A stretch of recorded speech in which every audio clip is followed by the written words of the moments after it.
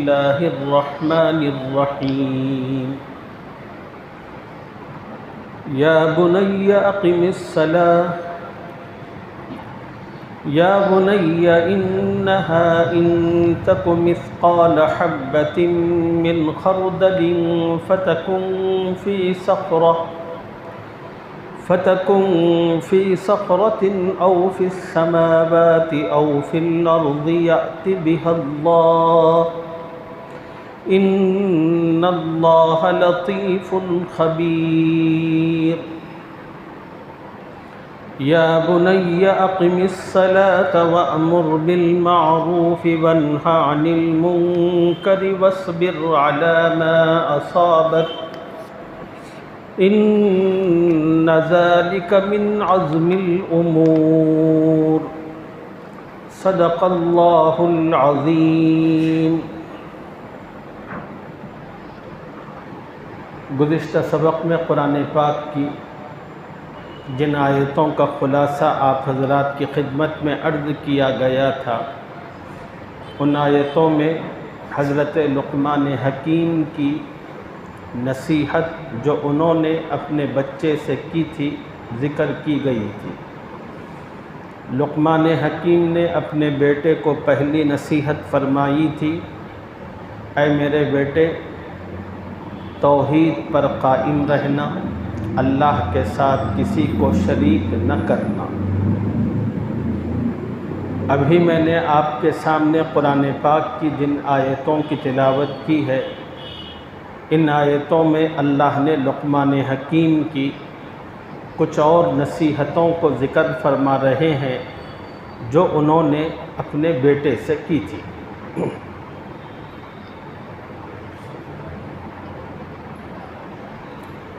لقمان حکیم کی ان نصیحتوں کو عرض کرنے سے پہلے ایک بنیادی بات آپ کی خدمت میں عرض کرنا چاہتا ہوں۔ آپ نے ان نصیحتوں کو سنتے ہوئے توجہ کیا ہوگا کہ نہیں کیا ہوگا مجھے اندازہ نہیں ہے، مگر میں آپ کی توجہ ضرور مبذول کروانا چاہتا ہوں۔ اللہ نے باپ بیٹے کے درمیان کی جو گفتگو تھی اس کو قرآن کا حصہ بنایا، جہاں ایک طرف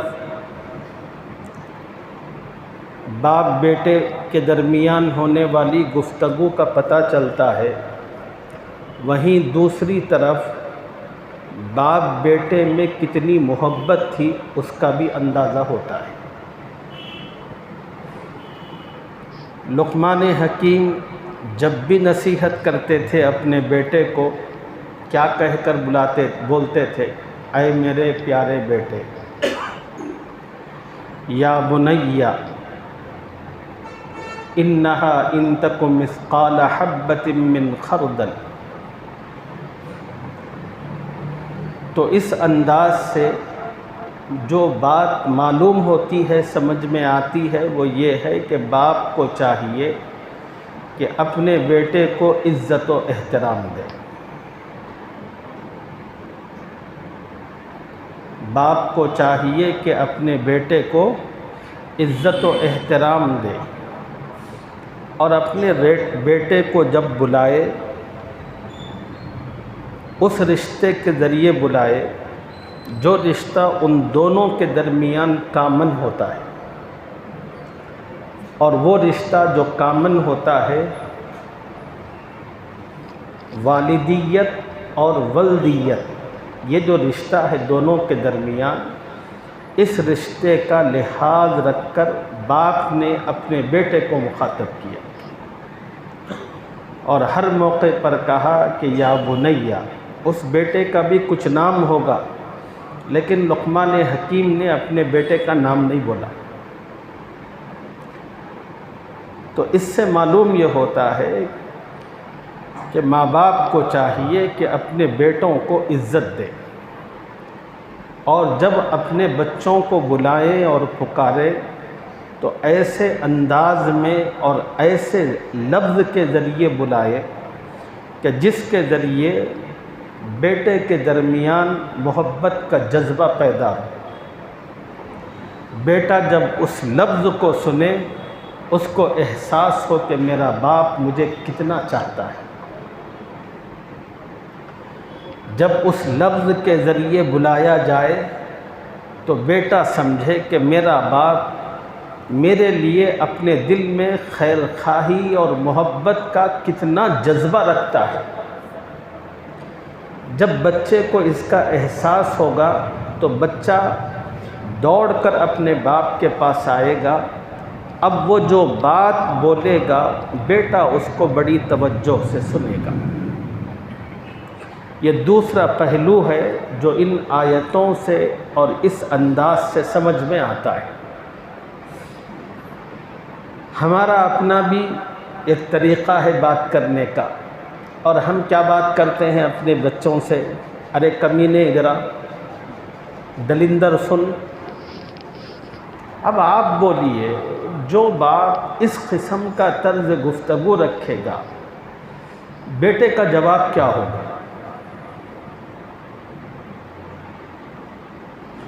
اب ظاہر سی بات ہے کہ بیٹا تو ادب کی وجہ سے کہے گا تو کچھ نہیں، مگر دل میں ضرور سوچے گا یہ زمین کا بوجھ ہے، پتہ نہیں کب ختم ہوگا۔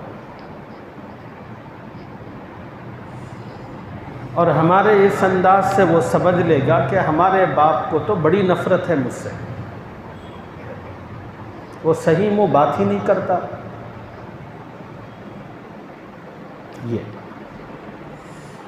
تو یہ جو چیز ہے اس کو ختم کیجیے۔ قرآن جو چیز کی آپ کو تلقین اور تعلیم کرتا ہے اس تلقین اور تعلیم کو اپنی زندگیوں میں پیدا کیجیے۔ اپنے بچوں سے محبت کیجیے، ان کو قریب کیجیے، محبتوں کے جذبے ان میں کے دلوں میں بیدار کرنے کے لیے وہ طریقے، وہ الفاظ ڈھونڈیے، معلوم کیجیے جس کے ذریعے آپ احترام، عقیدت اور محبت کے ساتھ اپنے بچوں کو بلا سکیں، اور وہ لفظ استعمال کیجئے جس سے بچے کو بھی پتہ چلے کہ میرا باپ مجھے کتنا چاہتا ہے، میرے باپ کے دل میں میری کتنی اہمیت ہے۔ یہ بڑا اہم پہلو تھا، یہ پہلو میں آپ کی خدمت میں ضرور رکھنا چاہتا تھا۔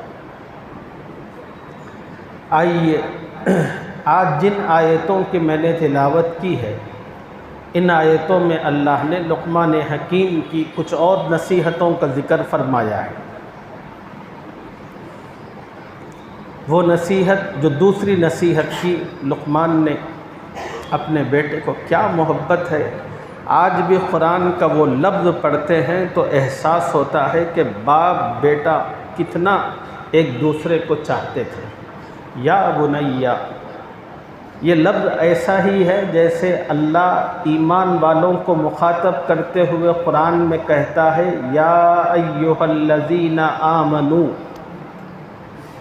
دوستو یہ اتنا پیارا لفظ ہے یا ایھا الذین آمنوا کا، آپ چونکہ عربی سے واقف ہیں نہیں لیکن سمجھ تو سکتے ہیں، اور آپ کو سمجھانا چاہتا ہوں، خدا چاہتے تو بہت کچھ بول سکتے ہیں۔ اللہ ہمارے خالق ہیں، ہم خدا کی مخلوق ہیں۔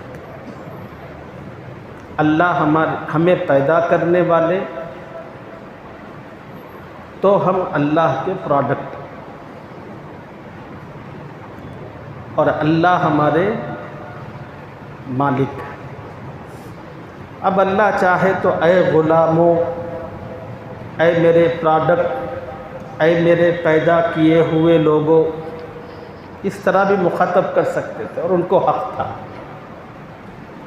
مالک ہیں، خالق ہیں، اختیار، مگر انہوں نے اس ڈھنگ سے کہیں پورے قرآن میں اپنے بندوں کو مخاطب ہی نہیں کیا۔ انہوں نے ہم جیسے نمک حراموں کو بھی، جو ان کی کھا کر، ان کا پی کر، ان کا پہن اوڑھ کر انہی کے سامنے سینہ تانتے ہیں اور انہی کی نافرمانی میں دن رات کے لمحات گزارتے ہیں، ان کو کتنا غصہ آنا چاہیے تھا، وہ کیا کچھ کہہ سکتے تھے، نہیں کیا۔ ان کا جو خطاب ہوتا ہے مالک کا، وہ خطاب یہ ہوتا ہے یا ایھا الذین آمنوا، اے میرے وہ بندو جو مجھ پر ایمان لائے، اے میرے وہ بندو جو مجھ پر ایمان لائے۔ یہ اللہ کا خطاب۔ اللہ تعالیٰ نے بھی اپنے اس خطاب کے ذریعے مسلمانوں کو عزت و احترام کی تلقین فرمائی۔ لقمان حکیم نے بھی اپنے ان نصیحتوں کے ذریعے جہاں ایک طرف اپنے بیٹے کو نصیحت فرمائی، وہیں دوسری طرف بتایا کہ باپ بیٹے میں طرز تخاطب کس طرح کا ہونا چاہیے۔ یا بنی انہا ان تک مثقال حبۃ من خردل فتکن فی صخرۃ او فی السماوات او فی الارض یأت بها اللہ۔ لقمان حکیم نے یہ کہا کہ بیٹا، اگر کوئی عمل رائی کے دانے کے برابر بھی چھوٹا ہو، دنیا کے اندر انسان جن چیزوں کو استعمال کرتا ہے اور انسان اپنی آنکھوں سے جن چیزوں کو دیکھتا ہے، ان میں جو سب سے چھوٹی چیز ہوتی ہے وہ ہے رائی۔ انسان اس دنیا میں اپنی آنکھوں سے جن چیزوں کو دیکھتا ہے اور جس کو استعمال کرتا ہے، اس میں سب سے چھوٹی جو چیز ہے رائی اور ذرہ۔ ذرہ جو ہوتا ہے وہ رائی سے بھی چھوٹا ہوتا ہے۔ اللہ تعالیٰ حضرت لقمان نے اپنے بیٹے سے کہا کہ بیٹا، رائی ہو یا ذرہ ہو، اس سے بھی چھوٹی کوئی بھی چیز انسان اچھائی یا برائی کا کرتا ہے، جو عمل کرتا ہے وہ کتنا ہے بڑا نہیں، رائی کے دانے کے برابر بھی ہو یا اس سے بھی چھوٹا، جس کو ذرہ کہتے ہیں، اگر اتنا بھی عمل انسان کرتا ہے، چاہے وہ عمل اچھائی کا ہو یا برائی کا ہو، اور وہ عمل انسان چاہے کسی چٹانوں میں کرے، پہاڑ کے اندر جو غار موجود ہوتے ہیں وہاں جا کر کرے، یا روئے زمین کے کسی حصے پر کرے، یا آسمان کے کسی کنارے پر کرے، رائی کے دانے کے برابر اچھائی یا برائی کرے، یأت بها اللہ، قیامت کے دن جب اعمال کا محاسبہ ہوگا اس وقت اللہ اس کو حاضر کریں گے۔ انسان یہ نہ سمجھے میں نے ایک عمل چھوٹا سا رائی کے دانے کے برابر کیا ہے، تو اللہ نے کہا بے فکر رہو، وہ عمل تم نے کہیں پر بھی کیا ہو، اللہ کو اپنے بندوں کی مکمل خبر ہے۔ اللہ تعالیٰ اپنے علم اور اپنی خبر کی روشنی میں وہ چیز قیامت کے دن تمہارے اعمال نامے میں تمہارے سامنے پیش کر دے گا۔ یأت بها اللہ۔ یہی وجہ ہے صوفیاء کرام جب کوئی انسان ان کے پاس اپنی اصلاح کے لیے جاتا ہے تو اس بندے کو نصیحت کرتے ہوئے جہاں بہت ساری باتیں اس کو بولتے اور بتاتے ہیں، وہیں ایک بنیادی سبق صوفیاء کرام لوگوں کو جو دیتے ہیں وہ یہ ہے، اللہ حاضری، اللہ ناظری، اللہ معی۔ یہ تین سبق ہے، اللہ حاضری، اللہ ناظری، اللہ معی۔ اس کا ترجمہ کیا؟ اللہ حاضری، یہ یقین اپنے دل کی گہرائیوں میں بٹھاؤ کہ اللہ موجود ہے، اللہ ہر جگہ حاضر ہے۔ مسجد میں ہو تو بھی اللہ حاضر ہے، گھر میں ہو تب بھی اللہ حاضر ہے، لوگوں کے درمیان میں ہو تب بھی اللہ موجود ہے، تنہائی میں ہو تب بھی اللہ موجود ہے، بازاروں میں آؤ تب بھی اللہ موجود ہے، 7 کمروں کے پردوں میں جا کر چھپ جاؤ اللہ تعالیٰ موجود ہے وہاں پر بھی۔ دوسرا تصور اور یقین ایمان والوں کو جو دیا جاتا ہے صوفیہ کے یہاں، وہ یہ اللہ ناظری، اللہ دیکھ رہا ہے۔ جب تک انسان لوگوں کے درمیان ہوتا ہے، ایسا نہیں کہ لوگ جب دیکھتے ہیں تو اللہ نہیں دیکھتا ہے، لوگ دیکھیں نہ دیکھیں، آپ مجمع میں ہو تب بھی اللہ آپ کو دیکھتا ہے۔ آپ 7 کمروں میں 7 پردوں میں تنہائیوں میں چلے جائیں، وہاں پر بھی اللہ موجود ہے اور آپ کو دیکھتا ہے۔ اور تیسرا تصور یہ دیا جاتا ہے ایمان والوں کو کہ ہر ایمان والا یہ یقین اور تصور اپنے دل میں بٹھائے کہ اللہ معی، اللہ میرے ساتھ ہے۔ آپ مسجد میں ہوں تب بھی اللہ آپ کے ساتھ ہے، آپ گھر میں ہوں، بازار میں ہوں، کہیں پر بھی ہوں، اللہ آپ کے ساتھ ہے۔ جب کسی مسلمان کے دل میں یہ 3 باتوں کا یقین بیٹھتا ہے، اور یہ یقین اتنا جلدی پیدا نہیں ہوتا، اس کے لیے بڑی محنت اور مجاہدوں کی ضرورت ہوتی ہے کہ اللہ موجود ہے، اللہ دیکھ رہا ہے، اللہ میرے ساتھ ہے۔ جب یہ یقین کسی مسلمان کی زندگی میں آتا ہے تو پھر اس انسان کی کایا پلٹتی ہے۔ ہم لوگوں کا حال یہ ہے، علم تو ہے مجھے بھی، آپ کو بھی علم ہو گیا، اللہ موجود ہے، اللہ دیکھ رہا ہے، اللہ ساتھ ہے، یقین نہیں ہے۔ اگر یقین ہو، آپ کبھی کسی کمزور پر ہاتھ نہیں اٹھائیں گے۔ اگر آپ کو اس بات کا یقین ہو کہ اللہ دیکھ رہا ہے، اللہ میرے ساتھ موجود ہے، آپ کسی کا حق نہیں مار سکتے۔ اگر اس کا یقین آپ کی زندگی میں آئے تو آپ کسی کے ساتھ بد زبانی اور بد اخلاقی نہیں کر سکتے۔ کیوں؟ آپ کا یقین ہے میں کچھ بھی کروں گا، بولوں گا تو اللہ دیکھ رہا ہے، میرے ساتھ موجود ہے۔ یہ یقین اور تصور زندگی میں آ جائے تو پھر آپ کسی کے ساتھ جھوٹ نہیں کر سکتے، وعدے کی خلافی نہیں کر سکتے، امانت میں خیانت نہیں کر سکتے، کوئی گناہ نہیں کر سکتے۔ ایک بزرگ کا واقعہ اس کی مناسبت سے بات سمجھنے کے لیے آپ کی خدمت میں عرض کرتا ہوں۔ ایک آدمی اصلاح کے لیے ایک اللہ والے کی خدمت میں پہنچا، کہنے لگا کہ حضرت میں اپنی قبر اور آخرت کی تیاری کرنا چاہتا ہوں، اپنے یقین کی بنیادوں کو درست کرنا چاہتا ہوں، اپنے معاملات ٹھیک کرنا چاہتا ہوں۔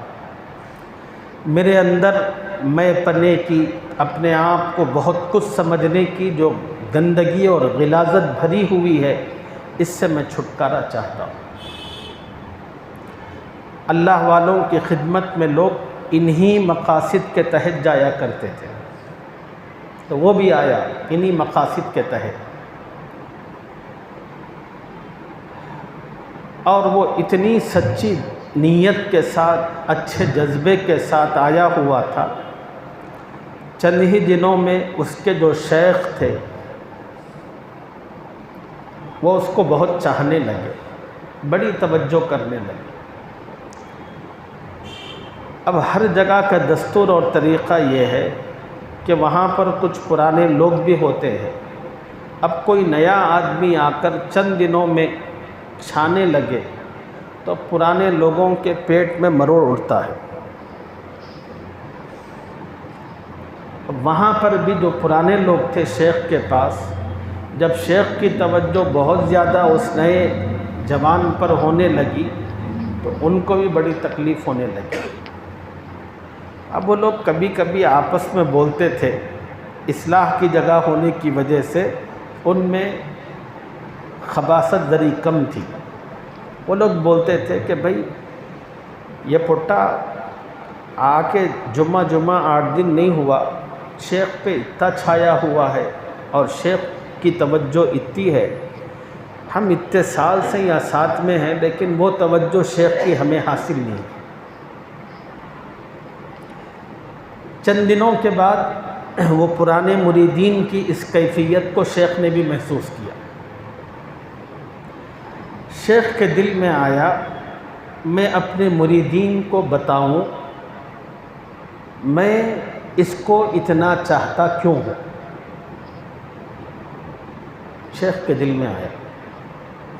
شیخ نے ایک دن فجر کی نماز کے بعد وہ تمام پرانے مریدین کو اکٹھا کیا اور یہ نئے مرید کو بھی بلایا، جوانوں کو۔ سب کے ہاتھ میں شیخ نے کبوتر کا ایک بچہ دیا، کبوتر دیا، سب کو دیا، اور ایک ایک چاقو دی، دے کر کہا جاؤ اس کبوتر کو کاٹ کر لے آؤ، مگر ایک شرط ہے، شرط یہ ہے کہ ایسی جگہ کاٹنا جہاں پر تمہارے اس عمل کو کوئی نہ دیکھے۔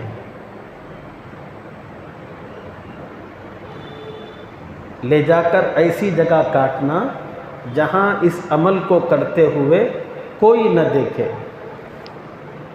اب مریدین نے کہا ارے اتنا چھوٹا کام، ایک لے کر کبوتر اور چھری جنگل کی طرف بھاگا، ایک پہاڑوں کی طرف گیا، تیسرا کہیں اور گیا۔ اب چند گھنٹوں کے بعد اب جو آدمی جنگل میں پہنچا تھا، جنگل میں پہنچنے کے بعد بھی اس نے چاروں طرف پلٹ کر دیکھا، کہیں کوئی موجود تو ہے نہیں، میرے اس عمل کو کوئی دیکھ رہا ہو۔ پھر اس کو خیال آیا تو وہ اور جنگل کے گھنے حصے میں گیا، جا کر اس پرندے کو نکال کر بسم اللہ اللہ اکبر پڑھ کے ذبح کیا۔ اب جو آدمی پہاڑوں کی طرف گیا تھا وہ بھی پہاڑ کے اندر غاروں کے سلسلے کو دیکھا، جہاں وہ سلسلہ ملا اس نے بھی اچھی طرح آگے پیچھے دیکھا کہ کوئی موجود تو ہے کیا، کوئی دیکھ رہا ہے۔ جب اس کو یقین ہو گیا کہ کوئی نہیں دیکھ رہا ہے اس نے بھی کاٹ لیا۔ اب تیسرا کہیں اور گیا تھا، اس نے بھی وہاں پر اسی طرح کاٹا، سب کاٹے۔ 2-4 گھنٹوں کے بعد سب کے سب آئے۔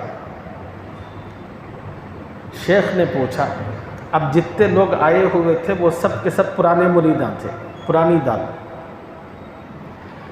شیخ نے سب سے پوچھا کہ بھائی ذبح کر لیا؟ سب نے کہا کہ ہاں حضرت، اور جیسا میں نے کہا تھا ویسے ہی ذبح کیا کہ میری شرط تھی کہ کوئی نہ دیکھے۔ سب نے کہا کہ حضرت اتنا چھپا کر ذبح کیا خود مجھے بھی خبر نہیں ہوئی، ایسا اتنی کلیئرٹی کے ساتھ ہم نے کام کیا۔ اب حضرت شیخ ہر کسی سے پوچھ رہے تھے، اتنے میں وہ نیا جو مرید تھا نوجوان وہ آیا اس حال میں کہ اس کے ہاتھ میں جو کبوتر تھا ویسے ہی تھا۔ اب اس کو دیکھ کر جتنے پرانے مریدین تھے وہ سب کے سب ہنسنے لگے۔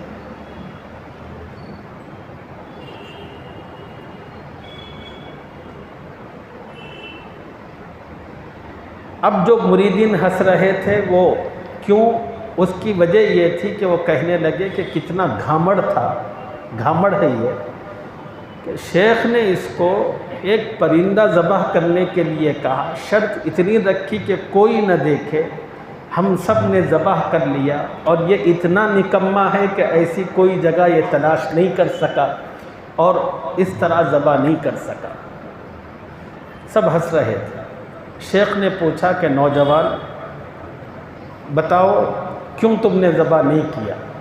تو کہنے لگا حضرت آپ نے چھری اور کبوتر تو دیا تھا، لیکن آپ نے ایک شرط رکھی، شرط یہ تھی ذبح ایسے مقام پر کرو جہاں تمہیں کوئی دیکھ نہ رہا۔ حضرت میں آپ کی بات سن کر سب سے پہلے پہاڑوں میں گیا، غاروں میں پہنچا، اور میں نے دیکھا اپنے آپ کو کوئی دیکھ تو نہیں رہا ہے۔ تو جب میں نے جائزہ لیا تو پتہ چلا مخلوق کی کوئی نگاہ مجھے نہیں دیکھ رہی تھی، مگر پیدا کرنے والا اللہ اس کی نگاہ مجھ پر پڑ رہی تھی۔ پھر میں وہاں سے نکلا، وہاں سے نکل کر جنگلوں میں گیا اور تنہائیوں میں پہنچا، اور وہاں ذبح کرنے کے لیے میں نے چاروں طرف نگاہ کی، کوئی مجھے دیکھ تو نہیں رہا ہے، لیکن مخلوق کی نظر مجھ پر نہیں تھی، میرا جو خالق تھا وہ برابر مجھے دیکھ رہا تھا۔ پھر میں وہاں سے نکلا اور سمندر میں چھلانگ لگائی، اور لگا کر پانی کی گہرائیوں میں پہنچا، اور پہنچ کر میں نے اپنا وہ پرندہ اور چھری نکالی۔ اب یہ دیکھنے کے لیے کوئی تو مجھے دیکھ تو نہیں رہا، لیکن وہاں جا کر بھی مجھے پتہ چلا مخلوق کی نگاہ تو مجھے نہیں دیکھ رہی ہے، مگر جس نے پیدا کیا ہے وہ برابر دیکھ رہا ہے۔